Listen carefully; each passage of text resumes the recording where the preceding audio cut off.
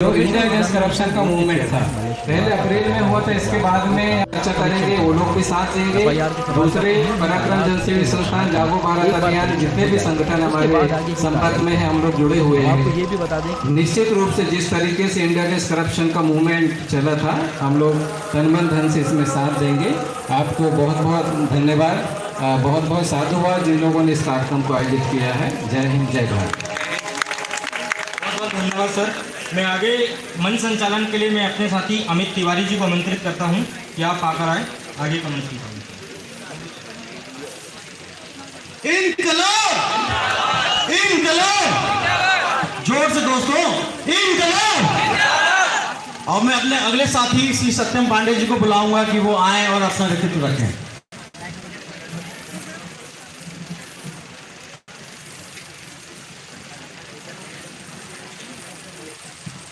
शुक्रिया साथी।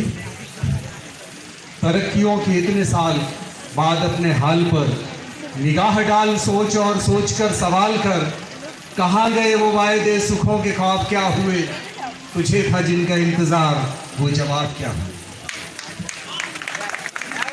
साथियों, इतने साल बाद आज हम लोग एक बुनियादी सवाल पर बात कर रहे हैं।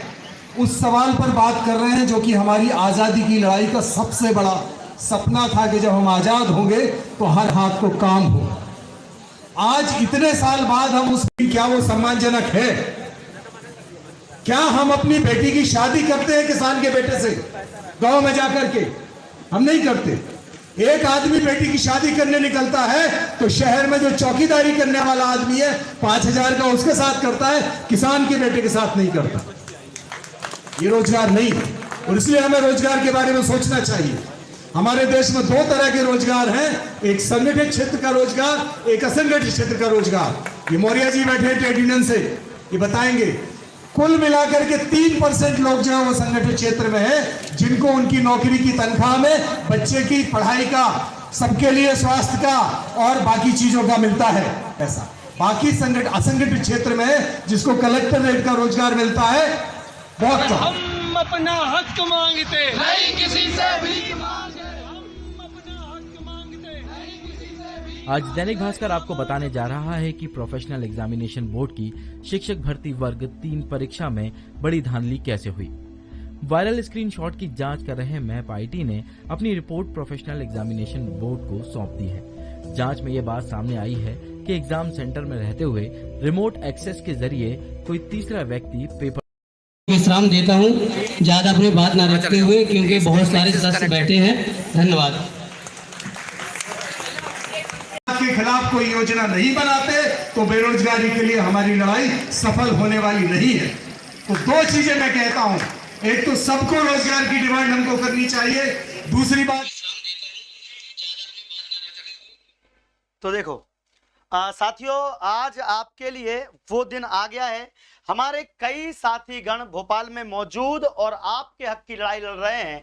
हमारे प्रमोद सर, हमारे गौरव मुजवदिया जी, और साथ ही साथ हमारे साथ अविनाश चतुर्वेदी जी, पारुल शर्मा जी, ये सभी के सभी छात्र, हमारे वहाँ पे दिनेश सर, हमारे साथ बहुत सारे ऐसे फैकल्टीज और हमारे साथी गण जितने भी हैं, सब लोग मिलकर आपके लिए प्रयास कर रहे हैं। और ये बेरोजगारी की जो लड़ाई है, ये दिनेश ठाकुर ने जो आज मैं बता दूं आपको वादा किया था, और वो वादा पूरा करूंगा, मैं वादा पूरा जरूर करूंगा। और देखिए, यहाँ पर शिक्षक भर्ती के साथ साथ 2 भर्तियां और भी हैं जिस पर हम बात करने वाले हैं, और मैंने आपको टाइम टेबल भी बताया है। आप सबके लिए एक विशाल आंदोलन की तैयारी की जा रही है, और विशाल आंदोलन होगा बहुत जल्द, और ये होगा आपका जून में। जी हाँ दोस्तों, जून में एक बहुत ही विशाल आंदोलन होने वाला है, भोपाल टू दिल्ली। मजा आ जाएगा दोस्तों आप सबके लिए। मैं स्वयं उसके साथ में रहूंगा और आगे सबसे आगे आपके हक के लड़ने के लिए तैयार खड़ा रहूंगा। तो आप सब तैयार रहें, क्योंकि ये बात अब छोटी मोटी बात नहीं है। पूरे भारत में इस भ्रष्टाचार के लड़ाई को हमको लड़ना है।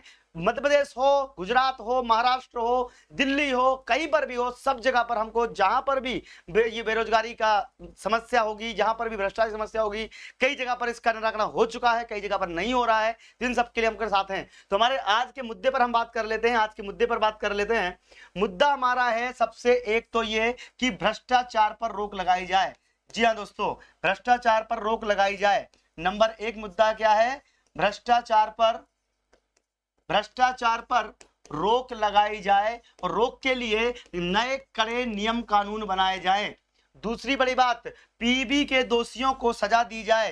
पीबी एग्जाम में जिन्होंने गड़बड़ी की है उसके लिए सजा दी जाए। हमारे पास कई सारी पार्टियां, कई सारे लोग, कई सारा नेतृत्व हमारे साथ इकट्ठा हो गया है।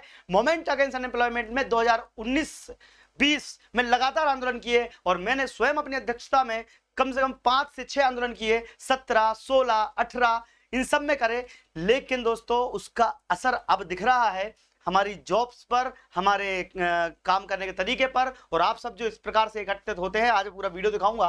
भोपाल में आज हमारे साथीगण बैठे हुए हैं और हमारे साथ जितने भी लोग हैं सबका बहुत बहुत धन्यवाद है। और सभी के साथ ये एक बात बता दूं आपको कि तीसरा पॉइंट ये है कि एग्जाम हमारी एक दिन में कराई जाए। नंबर 14 पॉइंट है कि भैया जो 50,000 पद हैं उनको स्वीकृति दी जाए शिक्षक भर्ती वर्ग 3 के लिए।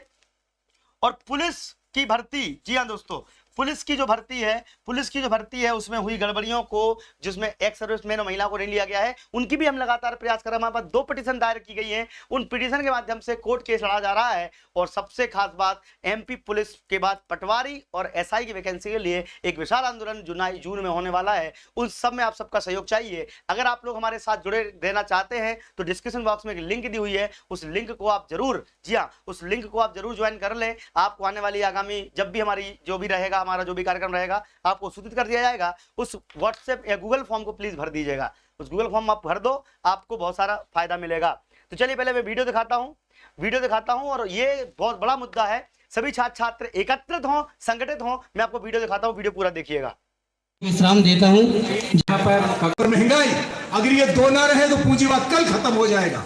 इसलिए पूंजीवाद को अगर जिंदा रहना है तो उसको बेरोजगारी बना के रखना है समाज में। और इसलिए हम जितनी बातें करें, बड़ी बड़ी बातें करें, बहुत अच्छा ड्राफ्ट है। अगर हम पूंजीवाद के खिलाफ कोई योजना नहीं बनाते तो बेरोजगारी के लिए हमारी लड़ाई सफल होने वाली नहीं है। तो 2 चीजें मैं कहता हूं, एक तो सबको रोजगार की डिमांड हमको करनी चाहिए। दूसरी बात यह है जो पब्लिक सेक्टर रोज बेचा जा रहा है, रोज एक पब्लिक सेक्टर की कंपनी हमारी सरकार बेच रही है, इसके खिलाफ लड़ाई हमको बनानी पड़ेगी। और गांव में जो खेतीहर मजदूर हैं उनके लिए व्यापक भूमि सुधार करके भूमि के मालिकाना हक की लड़ाई को भी हमको उठाना पड़ेगा। ये 3 डिमांड हमारी है। धन्यवाद। इंकलाब जिंदाबाद। बहुत बहुत धन्यवाद।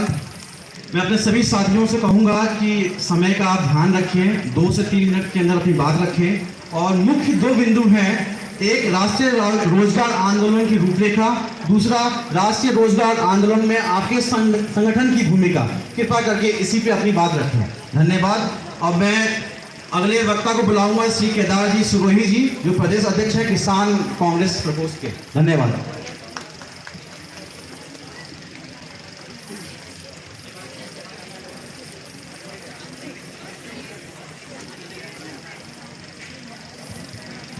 धन्यवाद आदरणीय मंच। और मंच से महत्वपूर्ण यहाँ पर इस महत्वपूर्ण लड़ाई के हिस्सेदार बनने आए सभी जिलों के साथी, मैं आपका आभारी हूँ।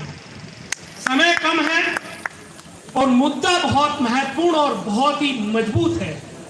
इस पर आज हम सब लोगों को बात करने की जरूरत है। आज हम यहाँ कई संगठन के लोग आए हैं, अलग अलग विचारधारा के लोग आए हैं, पर जिस तरह की देश में परिस्थितियां चल रही है, जिस तरह का वातावरण है और जिस तरह से भारत की अस्मिता को ललकारा जा रहा है, जिस तरीके से पूंजीवाद हावी हो रहा है, आज हमारी धरती, आज हमारी भारत माता।